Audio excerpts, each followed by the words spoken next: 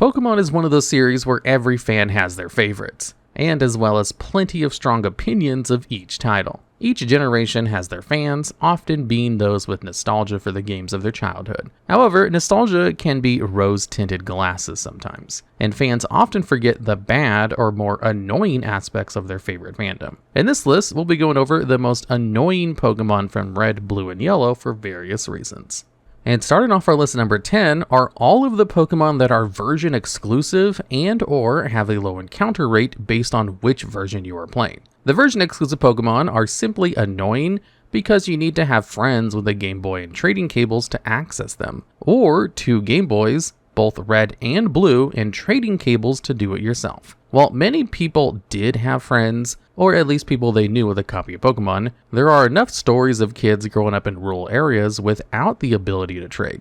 The Pokemon Red exclusives are Ekans, Oddish, Mankey, Growlithe lines, Scyther, and Electabuzz. While the Blue exclusives are Sandshrew, Vulpix, Meowth, Bellsprout lines, Magmar, and Pinsir. While everyone remembers the version exclusive Pokemon in Generation 1, the Pokemon who have a lower encounter rate can prove to be even more annoying. This is perhaps because you know they are there, unlike the version exclusive. So, you just have to wander in patches of grass until you find the Pokemon you actually want. In Route 22, for example, if you're playing Pokemon Red, Nidoran male is a fairly common, with a 40% chance of appearing. However, if you're looking for Nidoran female, the encounter rate drops to a measly 5%. Pokemon Red has much higher encounter rates for Nidoran male, Weedle, Slowpoke, and Coughing lines, while Pokemon Blue has higher rates for Nidoran female, Caterpie, Psyduck, and Grimer lines. While exclusivity used to be a bigger issue, the modern Pokemon games can connect to the internet, allowing you to do trades from the comfort of your bed. Even though the exclusivity can be aggravating, it's usually not so annoying that your playthrough will be heavily affected. However, the next Pokemon on this list is annoying for being a literal roadblock in game progression. And at number 9 on our list, we have Snorlax. Snorlax is a lazy jerk who needs to get a job. The Pokemon just sleeps all day and blocks the walkable paths on Routes 12 and 16. Route 12, which is south of Lavender Town, is where the first Snorlax resides, blocking off a key section of Silence Bridge that connects the exits to Route 11, which heads to Vermilion City, and Route 13, which is one of the 3 more routes on the way to Fuchsia City. Additionally, the youngest of the fishing guru brothers can be found past Snorlax, which allows you to obtain the Super Rod, which in turn grants you access to a wider range of water types previously not accessible. In fact, the Squirtle and Magikarp lines are your only options for water types until you have access to either the Good Rod, the Super Rod, or Surf, all of which are blocked by Route 12 Snorlax. Route 16 leads to Cycling Road, which offers a faster, more direct path to Fuchsia City, provided you got the bicycle during your time in Cerulean City. Fuchsia City is home to the Safari Zone, which has some of the stronger, rarer Pokemon in the game, as well as having HM03 Surf, which gives you access to the rest of the game. Basically, Snorlax is the last major roadblock in the game, with the previous roadblock being the trees that can be cut down. To wake up the slumbering Snorlax, you must first obtain the Pokeflute, a key item that can be used to wake up the gluttonous one or any sleeping Pokemon in battle. To obtain the Pokeflute, you must reach the top of Pokemon Tower, which acts as a giant graveyard for deceased Pokemon. At the top floor of the tower, Mr. Fuji, who's being held hostage by Team Rocket, will give you the Pokeflute. Climbing the tower isn't a simple task, however, taking you through a gauntlet of possessed channelers as well as your 5th rival fight. Oh, I guess I should have mentioned the place is haunted as well. While the haunting is conducted exclusively by Ghastlies, Haunters, and the occasional Orphan Cubone, you won't be able to tell them apart from a spooky ghost that leaves your Pokemon too terrified to attack. While you can run away from most ghost fights, one of the ghosts is a Marowak, who was killed by Team Rocket and blocks your path to the final floor until you defeat it. In order to combat Marowak's spirit, you will first need a Sliff Scope, allowing you to identify it from its spookier form. And how do you get a Sliff Scope, you say? Well, you have to defeat Team Rocket's hideout hidden in Cerulean Game Corner. You see how this can be a lot of work just to get a water Pokemon, or access to the Safari Zone? Thankfully, there is a way to get the Pokeflute a little faster. Marowak's spirit can be tricked with the use of a Pokédoll to escape the battle, and still get the same result as defeating it properly. The Pokédoll only costs 1,000 Pokédollars and can be bought on the 4th floor of the Celadon department store. Using this method lets you skip having to do the rocket hideout for the slipscope, since it works regardless if you can identify Marowak or not. Once the Pokéflute is acquired, the final step is to actually confront Snorlax, who was level 30 with a limited but annoying moveset. Snorlax knows the moves Headbutt, a normal type move with 70 base HP and 33% chance to flinch, Amnesia, a psychic type move that boosts the user's special stat twice, and Rest, a psychic type move which fully heals the user and changes their status to sleep for 2 turns before waking up on the 3rd turn. So Snorlax has loads of HP, can become a special wall, and can heal all their health and any negative statuses. And since there are only 2 of them available, there is a huge incentive to catch it rather than knock it out. Despite how annoying Snorlax can be, its catch rate isn't the worst. If you can bring it down to 1/3 of its health, there is a 15% chance to catch Snorlax with a Great Ball, which is easily accessible in Lavender Town or Celadon City. Additionally, that chance jumps to 27% if you bring Snorlax's health down to 33% during its rest sleep turns. The next Pokemon on this list is easier to catch, but is somehow a lot more annoying than what we've previously discussed. And at number 8, we have Abra. Psychic-type Pokemon are among the strongest in the game for Generation 1. Due to some big oversights in game designs and bugs. Psychic typing only has 2 weaknesses, Bug and Ghost type attacks, both of which have problems that make them unavailable as answers to Psychic types. Bug has only 4 different attacks, and 3 of which do damage. Those 3 attacks are Leech Life, Twin Needle, and Pin Missile, all of which have very low damage output. Leech Life is Bug's version of Absorb, with a measly 20 base power, and is only available on the Zubat and Paris lines, the former 2 of which are both poison types and thus weak to psychic type attacks. Twin Needle has the most consistent damage output of the bug moves at 25 base power times 2 attacks, totaling 50 power, but is only available to Beedrill, who is also weak to psychic type attacks. Finally, Pin Missile has a base power of 14 times 2 to 5 attacks, meaning it can be 28, 42, 56, or 70 base power, but is only available to Beedrill and Jolteon, the latter of which doesn't have the attack stat to truly utilize the move. Ghost, on the other hand, only has 3 moves, with only 1 attack having a base power stat. Lick has a base power of 20, and a 33% chance to paralyze the defending Pokemon, and is available to the Ghastly line and Jinx. It's kind of insane how Generation 1 made Lickitung, and decided that it can't learn Lick. However, none of this matters as Lick is useless against psychic types due to a programming error, which made ghost type attacks have no effect on psychic types. So it should be obvious why you would want a psychic type. And the Abra line is the fastest, hardest hitting, non-legendary psychic type available. Abra, being a huge pain, comes from how you catch it. Abra only knows Teleport, which will allow it to immediately escape the battle. Due to its speed, Abra will more than likely attack first, leading to its auto-escape. While putting Abra to sleep is a viable solution, it's one that is only recommended if you're going to be using one of the several Pokemon with the sleep move on your team permanently, considering they will have to be a higher level to have a chance to outspeed Abra. Both Jigglypuff and Clefairy lines have access to Sing, but both of them have low speed, and Sing only has a 55% accuracy. Sleep Powder has a higher accuracy at 75% and is accessible at this point by Bellsprout and Oddish lines, but Butterfree is probably the best option with 70 base speed. The other option is to simply throw a Pokeball at Abra as soon as you encounter it and hope it sticks. It's actually a fairly viable strategy, as a Pokeball has around a 28% catch rate on a full health Abra. The other annoying part of catching Abra is its low encounter rates. They can be found on Route 24 and 25, which is just north of Cerulean City, with an encounter rate of 15% in Pokemon Red and Blue. In Pokemon Yellow, Abra can be found on Route 5 and 6, which is just south of Cerulean City, with an encounter rate of 15% as well. This makes Pokemon Yellow the slightly more annoying version to catch Abra in, seeing as you can't reach Route 5 or 6 until you can enter the burglarized house blocked by the police officer, which only occurs after you talk to Bill. Yellow makes up for this, however, by having Kadabra as an available encounter on Route 8. Regardless, Abra's 15% encounter rate plus its 28% chance to be caught off of a Pokeball can lead to some aggravating results based on how lucky the game determines you should be that day. The funny part is, the annoyance doesn't end there. as once you catch your Abra, you'll be forced to switch train it until it reaches level 16 and evolves into Kadabra. Upon evolution, Kadabra will immediately learn Confusion, which will finally give it an attacking move. And at number 7, we have Porygon.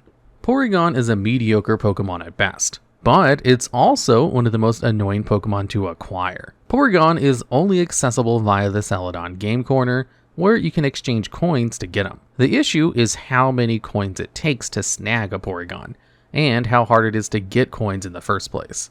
A level 26 Porygon costs 9,999 coins in both Pokemon Red and Yellow, and a level 18 Porygon can be acquired in Pokemon Blue for 6,500 coins. Coins can be purchased for 50 at a time for 1,000 Pokédollars, and slot machines can be played with these coins in an attempt to win more coins, aka gambling. With a max bet of 3 coins and a jackpot only awarding 300 coins, it's faster but costlier to simply buy all the coins needed for Porygon. You can acquire 280 coins for free in the game corner by asking people at the slot machines and checking the floor for hidden coins. With the 280 coins to start, in Pokemon Blue, it cost 125,000 Pokédollars to get enough coins. In Pokemon Red and Yellow, this number increases to 195,000, making Pokemon Blue the preferred version to snag Porygon in. It takes 7 button presses to complete the dialogue with the Game Corner employee to get the 50 coins. So get ready to press the button 875 to 1,225 times. Because this is the only way to get Porygon, if you want to complete your Pokédex, which many of us have wanted to do back in the day, you had to suffer through a lot of gambling or button pressing to get it. To make matters worse, the coins used on Porygon could easily get you a TM15 Hyper Beam, which was significantly more useful. Maybe the grind would be less painful if Porygon's base stats weren't comparable to the second form of the starters. And at number 6 on this list are all the Pokemon with the normal type moves Self-Destruct and Explosion. Self-Destruct has a base power of 130, while Explosion has a base power of 170. In reality, both explosive moves have a hidden mechanic that halves your opponent's Pokemon's defense, meaning their base powers are actually 260 and 340 respectively. For comparison, Earthquake is only 100 base power, and Blizzard is 120, so the explosive moves hit like a truck. While this doesn't occur often, when it does, you'll want to tear your hair out, as both moves have a realistic chance to faint your Pokemon. Some of the Pokemon that utilize this move are the Voltorbs in the Power Plant, Electrodes in Cerulean Cave, as well as the Geodudes and Gravelers on Victory Road. These Pokemon prove to be at their most annoying while switch training a weaker Pokemon, as the stronger Pokemon you switch into will take the brunt of the attack, possibly forcing you to use a revive or return to the Pokemon Center if you want to continue grinding. This can be somewhat mitigated by using a Rock or Ghost type Pokemon, the first of which resists the normal type and the second of which is immune to them. However, it's not uncommon to run through the game while not using either type, meaning your best bet is to switch into a defensively bulky Pokemon. Voltorb and Electrode have low attack, with 30 and 50 attack respectively, so it's fairly easy to survive their Self-Destruct or Explosion attacks. But Geodude and Graveler have much higher attacks, at 80 and 95 attack, meaning you'll more likely faint. However, the most infamous use of Self-Destruct comes from the Poison Gym leader's Koga's Wheezing in Pokemon Red and Blue. Koga brings out his level 43 Wheezing after making you run through a gauntlet of 2 Koffings and a Muck, with all 3 of them knowing Sludge, which has a 50% chance to poison your Pokemon. This strategy allows Koga to potentially whittle you down to 1 Pokemon before sending out his Wheezing to sacrifice itself. Oh, and if it wasn't obvious, if both you and Koga end up with no Pokemon left, all ties default to the gym leader. Yellow version doesn't have this issue though, having switched his team to Venonats and Venabot to reflect the anime. And our number 5 spot goes to all the Pokemon that confuse you on your journey through the Kanto region. When a Pokemon becomes confused, it has a 50% chance to hit itself in confusion. Confusion lasts 1 to 4 turns, so that's multiple turns of potentially hitting yourself. The confusion status comes up rather often with multiple moves being able to directly confuse your Pokemon, such as Supersonic and Confuse Ray, as well as attacking moves that have a chance to inflict the status, such as Confusion and Psybeam. Zubat is the first encounter with the confusion status through the use of the move Supersonic, which guarantees confusion on hit. This may not seem like a big deal with Supersonic only having 55% accuracy, but with the amount of Zubats you run into, it becomes an issue. Supersonic is also more widespread than some of the other confusion moves, with it being available to Zubat, Magnemite, Tentacool, Shellder, and Goldeen lines. Yep, you can go fishing and be blasted with supersonic waves. Confuse Ray is less spread out as Supersonic, but is 100% accurate, so it's far worse. On the average run, you'll be forced to deal with this when dealing with Zubats and Golbats while running through caves, as well as Ghastlies and Haunters when running through the Pokemon Tower. Getting confused by Psychic-type attacks like Confusion or Psybeam doesn't occur as often, although notably more so in Yellow version, where there are high-level Drowsies and Kadabras available in the wild. Yellow version does make up for this with the Psychic Gym leader Sabrina, however, seeing as none of her movesets have any confusion-causing move. In Pokemon Red and Blue, on the other hand, all of her Pokemon know Psybeam, which has a 10% chance to confuse your Pokemon on hit. As annoying as confusion is, there is a simple answer.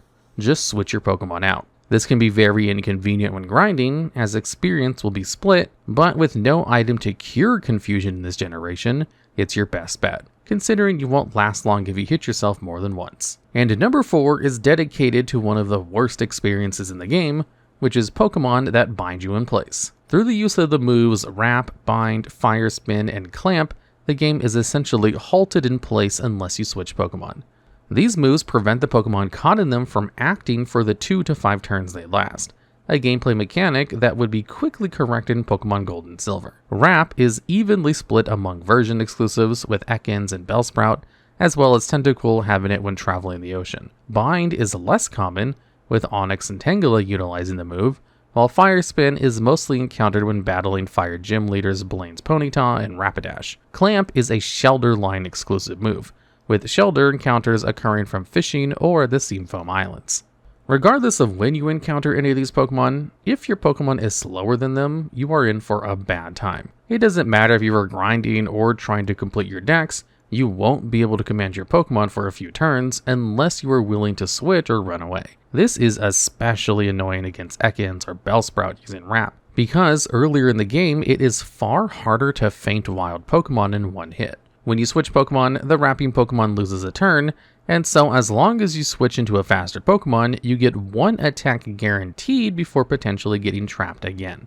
While the binding Pokemon are annoying, it's often just tedious and time wasting. The next set of Pokemon on this list are a complete menace in the early game, literally making the start of any playthrough miserable. And at number 3 are Pokemon which inflict you with the Poison status. In Gen 1, the Poison status inflicts 1/16 of your Pokemon's maximum health as damage after every attack, except for attacks that feint an opposing Pokemon. The more annoying part of the Poison status comes from its effects outside of battle. Every 4 steps in the game causes a poison Pokemon to lose 1 HP, and this continues until the Pokemon faints. If it's your last Pokemon, you will black out, which costs you half of your Pokédollars. The move that causes poison the most often early in the game is Poison Sting, a poison type attack that has 15 base power and a 20% chance to poison. Weedle is the prime poisoner when traveling through the Viridian Forest, with Pokemon Red having high encounter rates of the larva. However, even in Yellow version, where Weedle doesn't appear in the wild, the bug catcher trainers have plenty of them in their parties. At this point in the game, when most of your Pokemon's healths are in their 20s, getting poisoned without an antidote is equivalent to a faint, as you won't make it back to the Pokemon Center in time. Antidotes only cost 100 Pokédollars, but this early in the game, money is tight, and there are very limited sources of income in Generation 1. This in turn limits how many Pokeballs you can buy and slows down the Pokédex completion a fair bit. The easiest solution to this early on is to just use poison type Pokemon against other poison types, so your Pokemon won't be poisoned. This means picking Bulbasaur as your starter, or grabbing a Nidoran for the journey. Once the health of your Pokemon reaches higher numbers like 50+, the poison outside of battle effect will become less of a nuisance. Team Rocket will continue to pester you with poison type attacks, however, with it getting particularly bad once they start using Coughing with the move Smog. which only has 70% accuracy, but a 50% chance to poison on hit. The last hurdle to poison status being a pain in the butt is the Koga fight, where Toxic is used to badly poison your Pokemon. When a Pokemon is badly poisoned, the poison damage inflicted every turn is increased by an additional 1/16. In Pokemon Red and Blue, this isn't as big a deal as only Koga's Wheezy knows Toxic. However, in Yellow, all 3 of his Venonats and his Venomoth know the move. Thankfully, once Koga was cleared, it's smooth sailing, with poison being reduced to a minor inconvenience. And the number 2 spot is a tie between Zubat and Tentacool, as both Pokemon have an extremely high encounter rate and both prove to be annoying in their own special ways. Since you encounter Zubat first, we'll start with them. Zubat really does feel like the annoying bat flying around your head while barely harming you. Zubat is encountered only in the caves of Kanto, aka Mount Moon, Rock Tunnel, Seafoam Islands, and Victory Road. In Mount Moon and Rock Tunnel, Zubat encounter rate is consistently around 50% on all floors, while Seafoam Island and Victory Road have far lower rates of Zubat, but added in its evolved form Golbat to the mix. As mentioned before on the confusion part of this list, the Zubat line does have access to Supersonic and Confuse Ray, something they will love to spam when you aren't smashing the Runaway command. Additionally, the Zubat line does learn Bite and Wing Attack, both of which can cause your Pokemon to flinch. Using Repels can help avoid Zubats, since most of them are low levels thankfully. Now onto the Zubat of the Sea, Tentacool, a water and poison type Pokemon.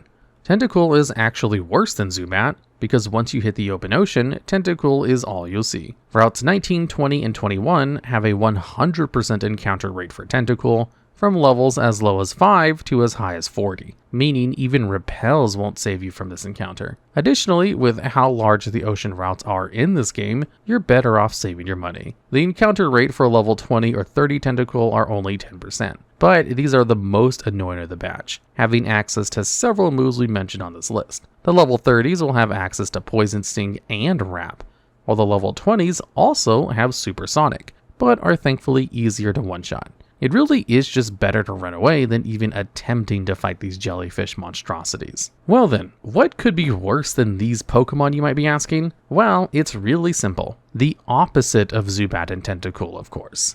Pokemon you want to see, but struggle to capture. Which brings us to the final entry on our list.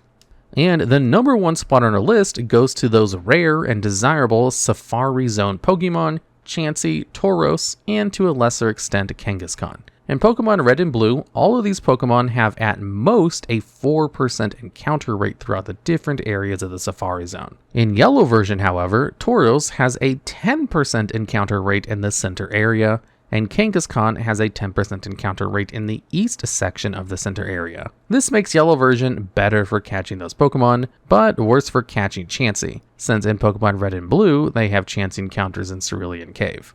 So what's the big deal, you may be asking? There are low encounter rates all throughout the game. Well, in the Safari Zone, you don't battle Pokemon normally. Instead, you play a sort of mini-game of throwing bait or rocks at Pokemon and then throwing Safari Balls to catch them. Entry to the zone is 500 Pokédollars for 30 Safari Balls, and you're limited to 500 steps. Pokemon can run away from you, so you don't get to throw all of your balls at one encounter. Throwing bait causes a Pokemon to be less likely to run away, but halves the catch rate, while throwing rocks will make them more likely to run, but doubles the catch rate. And to make things more fun, this is actually bugged in Gen 1, where this chance to increase or decrease the catch rate or run away doesn't actually take effect until the next turn, instead of happening immediately like they're supposed to. Tauros and Kangaskhan are exclusive to this area in all versions of Gen 1. So you need to use this bugged mechanic to get them. While Kangaskhan isn't the best Pokemon around, Chansey and Tauros are staples of Gen 1's metagame. Tauros hits hard and fast, learning powerful offensive TM moves like Earthquake, Hyper Beam, Blizzard, Fire Blast, and Thunderbolt. Because critical hits are tied to speed in Gen 1, Tauros is also extremely likely to crit with any attack it uses. Chansey is basically the opposite of Tauros, with stats that make them bulky, slow, and strong special attackers. Chansey has access to strong special attack TMs like Psychic, Thunderbolt, Blizzard, and Fire Blast, as well as some useful utility and status TMs such as Reflect, Toxic, and Thunder Wave. Most importantly though, Chansey is one of 2 Pokemon that can learn TM41 Soft Boiled, with the other being Mew. Soft Boiled heals the user for half their maximum HP, something Chansey has more of than any other Pokemon in this generation. Both of these Pokemon can elevate your team to its full potential, but both of them are a pain to catch in the Safari Zone. While it doesn't cost a lot of money to keep playing in the Safari Zone, it will cost you a lot of time. Sometimes you'll get lucky and catch a Tauros or Chansey quickly, but sometimes it can take hours of grinding before you get one. With that kind of time commitment involved, it's no wonder they take the top spot of most annoying Pokemon.